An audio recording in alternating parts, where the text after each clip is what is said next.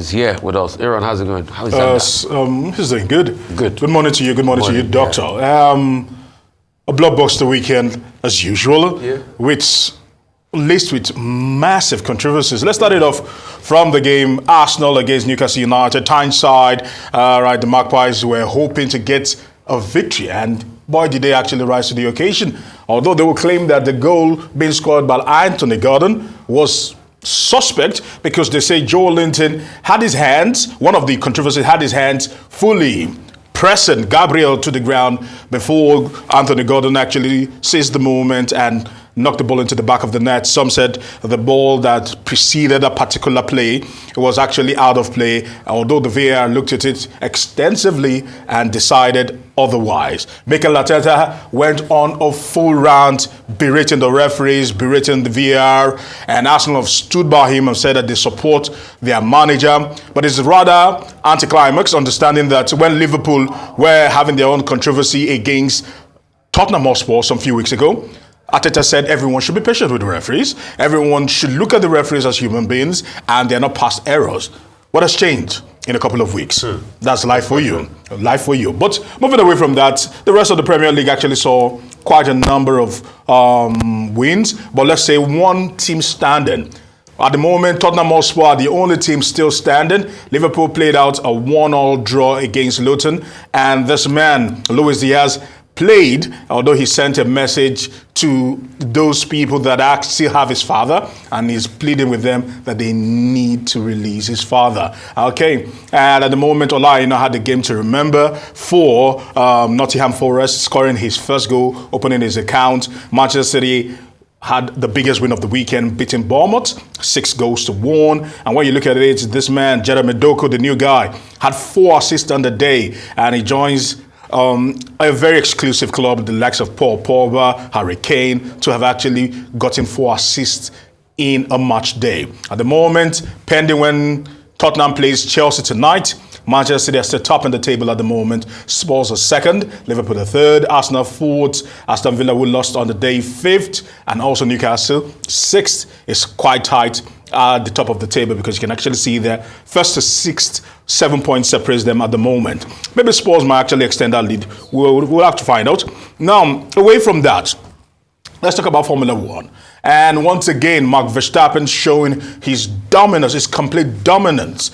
It was the Brazilian Grand Prix in Sao Paulo, and Max Verstappen doing what he knows how to do best, win. But there were talks about this particular photo finish, literally, as one man, Alonso, that's how close he was with Sergio Perez to actually nick a podium finish. He came in third, and it was highly celebrated by his team, while Toto Wolff is gnashing his teeth and claiming that the outing in Sao Paulo for the Mercedes team is their worst outing in 13 years. Away from that to the Nigeria Premier Football League, there were massive wins, I must actually say, on the grid. And what dominated the Nigerian Premier League more than any other thing has to be the fact that, Rufai, we spoke about this, and finally, a cable TV, some are saying it is very, very lean. Some are saying it is highly undervalued. But the cable TV good start. Has stepped up, and they've said they're going to actually show the Premier League game. So now this is the breakdown here.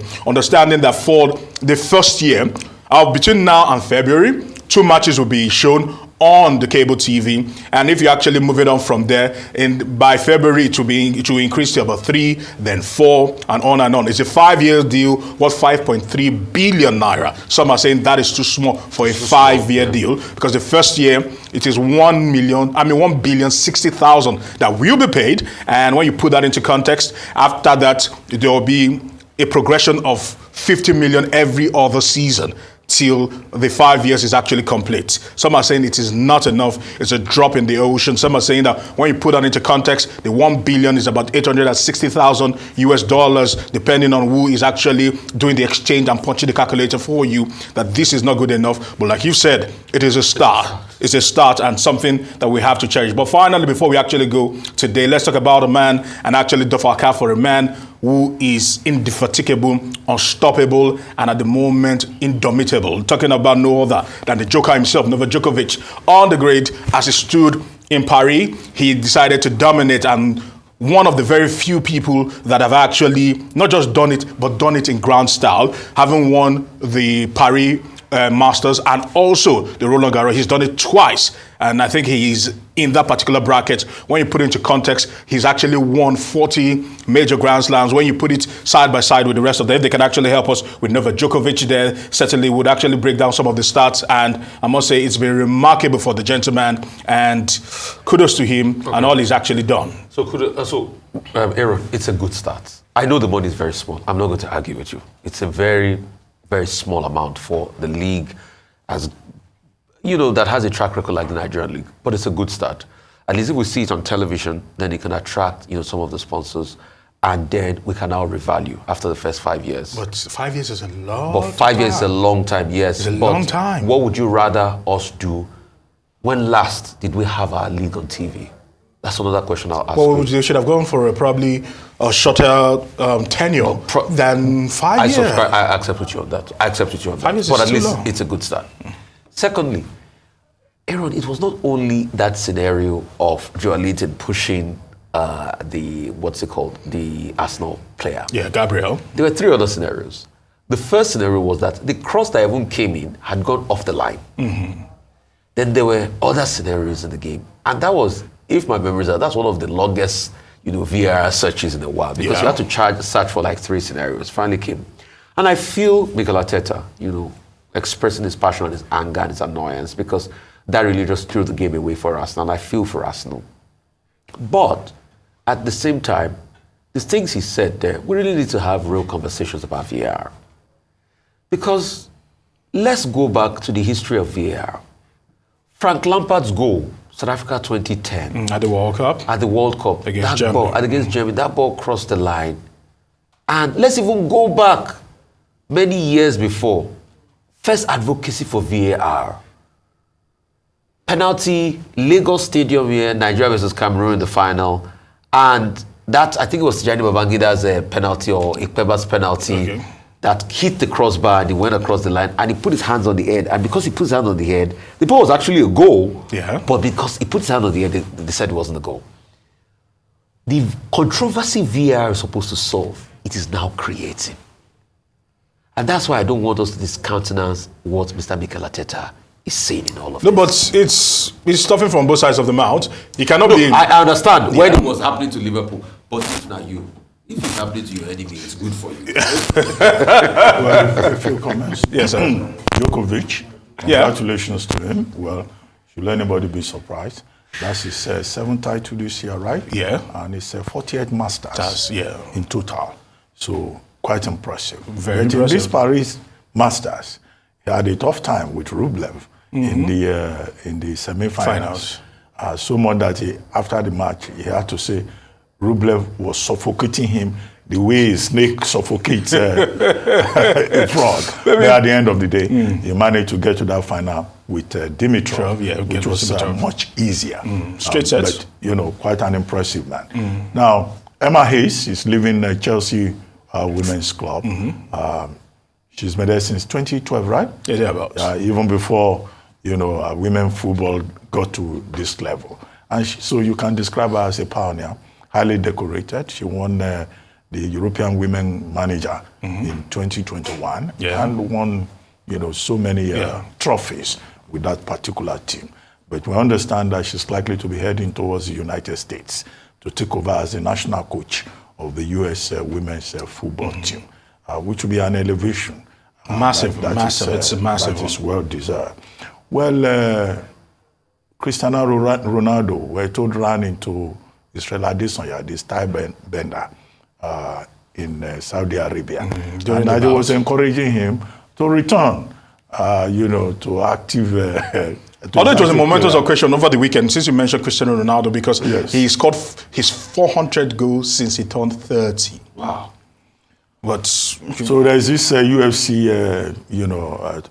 match that is going to take place in Saudi Arabia. So it was on the basis of that Cristiano Ronaldo was saying, Israel, come back, but Israel Adesanya says he's tired. Yes, he just wants. He's giving a lot to the sport. He wants to take time off. Maybe he will come back in 2027. I hope he will still be strong enough then, you know, to achieve a lot. Yeah. Finally, the coach, the manager of Tyson Fury, says Tyson Fury is not going to fight Anthony Joshua. We knew he didn't have the appetite really for running it. away from Anthony He's not. I don't Joshua. think he's running. He doesn't have the appetite for it. I think he's picking. Is it not boxing? Yeah, but the point is, Tyson Fury is picking and choosing. From all indications, his body language is even showing that he might not even want to go against Oleg Usyk come the 23rd of December. So at the moment, he's made so much money because I'm not sure when he was trying to stage a comeback, he ever thought that he would be at this particular pedestal, whereby he will be dominating at this stage. That's true. So he's made a lot of money, bucket load of money, and the appetite to actually box at the highest level is not there. We saw Ngannou school him, thanks to Mike Tyson and the rest schooling Ngannou on how to beat Tyson Fury. Tyson Fury at the moment... Well, just to say, Luis Diaz, Yes. who you refer to, he even managed to score, despite the fact that his father has not yet been released by the kidnappers. Yeah. Shows, you know, determination to excel, handling, pressure very well with grace. But the more important part is the support that, that family continues to receive. Yeah. Not just from his own teammates, but also from the people back home. Yeah, in Colombia. In the village, in Barracas, where the entire community organized, a candlelit procession. So with all the problems in the world, it still means that in some parts of the world, either in the football team or elsewhere, there are still people who have good-natured and who will stand up and support you when you are in distress. Thank you very much. Always a pleasure. Thank you.